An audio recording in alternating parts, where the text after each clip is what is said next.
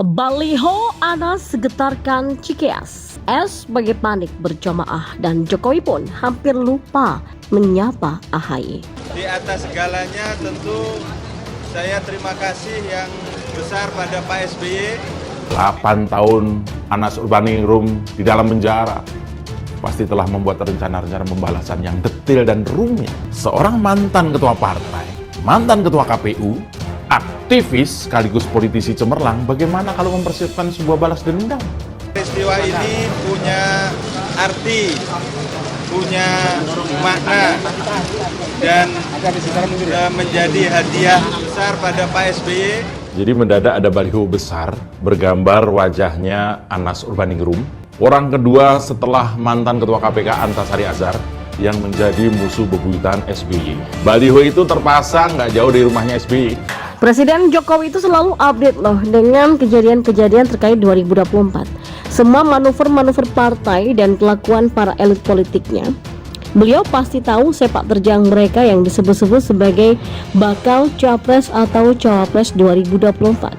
Terlebih bakal koalisi yang katanya akan membawa perubahan di Indonesia. Sementara Presiden Jokowi dan jajarannya kan sudah kerja keras membangun dan menjaga bangsa dan negara ini. Lalu berjuang keras melewati pandemi dan berbagai krisis. Tiba-tiba ada 3 partai yang mengusung bakal capres dengan menawarkan perubahan. Presiden Jokowi juga tahu soal adanya baliho besar dari mantan Ketua Umum Partai Demokrat, Anas Urbaningrum, yang sekarang masih menjalani masa hukumannya di penjara. Anas ini dipenjara karena kasus gratifikasi mobil dan korupsi proyek Hambalang. Maka dengan masa penjara selama 8 tahun, Anas ini diperkirakan akan bebas pada bulan April 2023. Sebentar lagi akan bebas.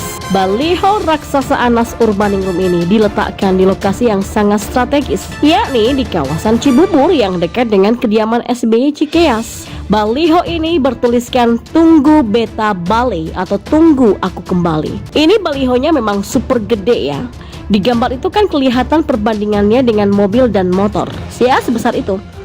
Lebih besar ketimbang baliho AHY yang pernah saya lihat di kawasan Salemba. Jadi kelihatan sekali bahwa baliho ini dibuat dan diposisikan sebagai sebuah ancaman. Buat mereka yang merasa aja, kalau buat kita sih ya seru-seru aja. Mengenai siapa yang memasang baliho itu, sebuah media online, Merdeka.com, ini membuat pernyataan dari mantan kader Partai Demokrat Mirwan Amir. Menurut Mirwan, dia mengaku tidak mengetahui siapa yang memasang baliho itu. Akan tetapi, Mirwan menyebut bahwa yang memasang adalah para kader PKN atau Partai Kebangkitan Nusantara.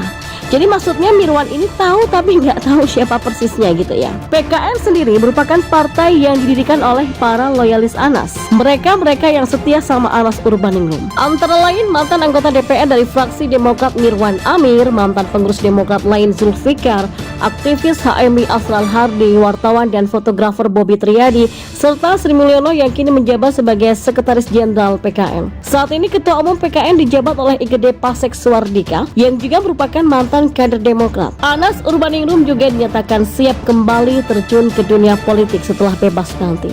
Yang menyatakan adalah Sekjen PKN Sri Mulyono kepada media. Menurut Mulyono, intervensi pemerintahan SBY terhadap KPK agar Anas segera ditetapkan sebagai tersangka kasus proyek Hambalang adalah bukti penzoliman yang nyata. Bahkan kata Mulyono, patut diduga bahwa SBY telah melakukan korupsi secara terbuka, yakni meminta KPK untuk menetapkan status hukum Anas Urbaningrum. Apalagi setelah Anas ditetapkan sebagai tersangka, SBY kemudian mengambil kepemimpinan Partai Demokrat selama 8 tahun, lalu mewariskannya pada AHY. Menurut Mulyono, selama di penjara, Anas tidak pernah kesepian. Karena setiap hari teman-temannya dari Sabang sampai Merauke itu antri untuk mengunjunginya. Anas disebut sudah bangkit dan siap kembali terjun ke dunia politik, dan siap juga pula berhadapan dengan AHY.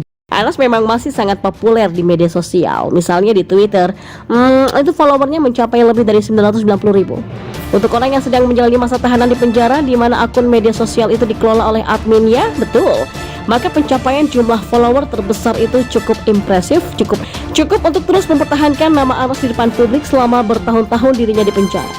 Sehingga setiap ada kelakuan Partai Demokrat yang tidak disukai publik, seperti misalnya menyerang Presiden Jokowi, maka para netizen tidak lupa untuk menyertakan berita media perkataan epik Anas tahun 2014 silam.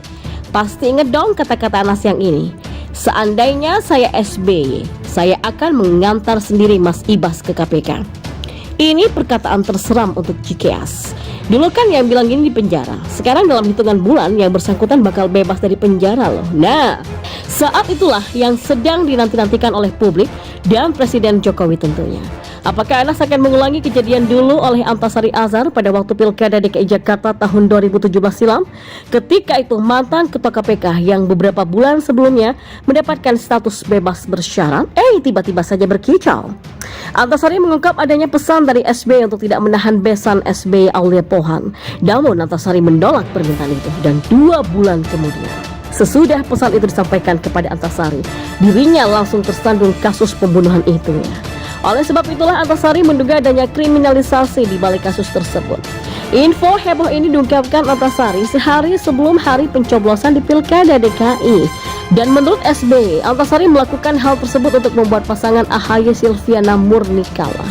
Nah, apakah Anas akan mengulangi kehebohan tersebut yang bakal mempengaruhi perolehan suara Demokrat di pemilu 2024? Saya kira ini adalah ketakutan terbesar yang dirasakan oleh Cikeas ya. Namun ada juga netizen yang berspekulasi soal kemungkinan Anas ini seperti Andi Malarangeng. Andi itu kan sudah bebas dari penjara, lalu kembali ke politik masuk Partai Demokrat dan sekarang menjadi salah satu petinggi Demokrat.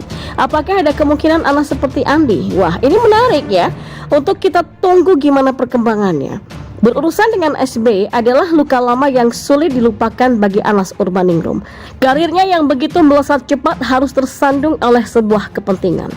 Ini seperti pesawat Sukhoi Rusia yang melaju cepat membuat hati orang berdebar-debar merasakan kecepatannya, tapi akhirnya harus jatuh di Gunung Salak. Setelah menjadi orang nomor 1 di Demokrat, sebuah hantaman keras menyerangnya, memaksanya untuk mundur teratur dari dunia politik.